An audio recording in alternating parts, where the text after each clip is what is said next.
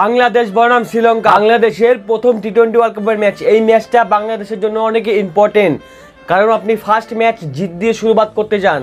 আর বাংলাদেশ এই কয়েক মাসে আপনি যেই খারাপ পারফরমেন্স করছেন, 22 ইউএসের সাথে আপনি সিরিজ হারিয়ে গেলেন, ওয়ার্ম আপ গেমে আপনিও ইন্ডিয়ার সাথে ম্যাচ হারিয়ে আসছেন।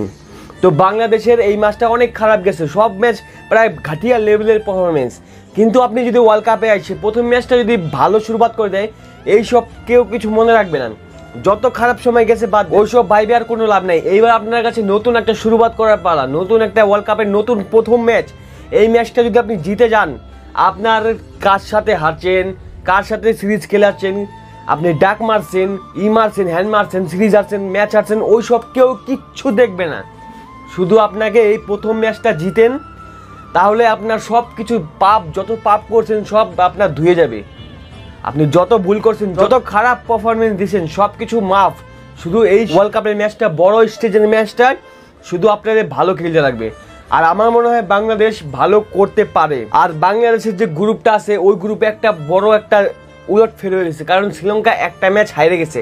শুধু বাংলাদেশকে সুপার 8-এ কোয়ালিফাই করার জন্য শুধু শ্রীলঙ্কাকে হারাইতে লাগবে। শ্রীলঙ্কাকে এত সোজা ভাই সাহেব, এটা বাংলাদেশের জন্য অনেক একটা সুযোগ ভাই, এত ভালো সুযোগ একটা, যে শুধু আপনাকে শ্রীলঙ্কাকে হারান, তারপরে আপনার যে ম্যাচগুলো আছে না, ওই সব ম্যাচের মধ্যে একটা জিতে যান, তাহলে আপনি সুপার 8-এ কোয়ালিফাই। আর শ্রীলঙ্কার টিমও কিন্তু যখন ওয়ার্ল্ড কাপে আসে, যখন কোনো আইসিসি টুর্নামেন্ট খেলে, তখন ইনারা সবাই ঘাবড়ায় যায়।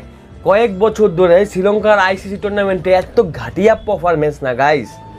তো শ্রীলঙ্কার জন্য অতটা সোজা না, শ্রীলঙ্কার একদম ঘাটিয়া পারফরমেন্স চলতেছে আইসিসি টুর্নামেন্টে কয়েক বছর ধরে, 1 বছর 2 বছর না, কয়েক বছর ধরে শ্রীলঙ্কার একদম ঘাটিয়া পারফরমেন্স। তো সেই জায়গায় বাংলাদেশের কাছে আরও একটু চান্স থাকবে যে শ্রীলঙ্কাকে একদম নাস্তানা বুথ করে হারানো।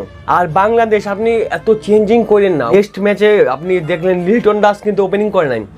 লিটন দাস একদম আপনার ওপেনার, কয়েক বছর ধরে ওপেনিং করে আসছে, এখন আপনার বড় স্টেজে আসে ওনাকে হাঁটাই দিবেন ওপেনিং থেকে, সেটা কিন্তু আপনার টিমের জন্য অত ভালো হবে না। আপনি যেই ফর্মুলাটা নিয়ে চলে আসতেছেন এত বছর ধরে, তো সেটাকে নিয়ে কন্টিনিউ করেন, লিটন দাসকেই ওপেনিং করান। আর লিটন দাস আমার মনে হয় ওপেনিংয়ে ভালো করে দেবে। যখনই ওয়ার্ল্ড কাপে আসে তো বাংলাদেশ একটু ভালো পারফরমেন্স দেয় গাইস। তো এইবারও আশা রাখবো, যত ক্রিটিসাইজ করা হয়েছে, ওই যত গালাগালি করা হয়েছে বাংলাদেশের ক্রিকেটার নিয়ে, যত টোল করা হয়েছে, সব কিছু বাদ দেন। এবার আছে পারফরমেন্সের পালা, বড় স্টেজে পালা।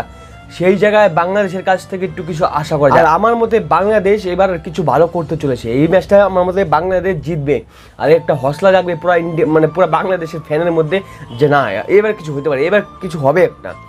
তো আমার মনে হয় সেটাই নিয়ে শুরুবাত করবে বাংলাদেশ। ওপেনিং ম্যাচে একটা জিত দিয়ে শুরুবাত করবে। আর টিমের মধ্যে আপনার অনেকগুলা প্লেয়ারই ফর্মে নাই, আপনার লিটন দাস ফর্মে নাই, আর শান্ত ফর্মে নাই। ভাই শান্ত লিটন দাসকে ফর্মে আনার জন্য উনি মানে লিটন দাসকে কোচিং করতেছে, শান্ত যিনি ক্যাপ্টেন। আরে ভাই আগে তোর ফর্ম নাই, তুই আগে ঠিক কর তোর ফর্ম। উনি আগে লিটন দাসকে ফর্ম নিয়ে মানে উনি প্র্যাকটিস করাচ্ছে লিটন দাসকে। ভাই সাহেব আগে তো নিজের ফর্মটা ঠিক করো শান্ত, তারপর তুমি অন্যকে শিখাইও। শান্ত অনেক ইম্পর্টেন্ট হয়ে যাবে, কারণ উনি ক্যাপ্টেন, ওনাকে পারফরমেন্স দিতে লাগবে। ক্যাপ্টেন যদি পারফরমেন্স দেয়, তাহলে টিমটার মধ্যে আরও একটু এনার্জি বাইরে যায়, কারণ আমরা ক্যাপ্টেন পারফরমেন্স করতেছে, তো আমাদেরও পারফরমেন্স দিতে লাগবে। তো এইভাবে সবগুলা 11-এর প্লেইং 11-এর যতগুলো প্লেয়ার খেলবে না, তাদের মধ্যেও যদি একটা হসলা বাড়ি যায়, যদি ক্যাপ্টেন পারফরমেন্স দেয়, তো ক্যাপ্টেন অনেক ইম্পর্টেন্ট হয়ে যায় যে কোনো ম্যাচে, যে কোনো ফরম্যাটে। তো ক্যাপ্টেনকে পারফরমেন্স দিতে লাগবেন। যদি আপনার ক্যাপ্টেন খারাপ পারফরমেন্স দেয়, তাহলে আপনি দেখতে পাচ্ছেন যে আপনি সিরিজগুলো মানে হারিয়ে আসছেন, ম্যাচ হারিয়ে আসছেন।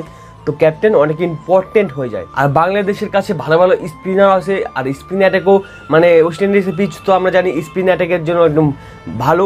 তো বাংলাদেশের কাছে বোলিংও ঠিকঠাক, শুধু এই জায়গায় ওনাদের ব্যাটিংটা একটু স্ট্রং করতে হবে, ওপেনিং সার্জারি করতে হবে, মিডল অর্ডারকে একটু ভালো পারফরমেন্স দিতে হবে। আর আমার কাছে একজনই খালি আমার মানে ভরসা দেয় টি-20-তে বাংলাদেশ থেকে, সেটা হলো তৌহিদ হৃদয় আর হচ্ছে মেহেদি হাসান মিরাজ।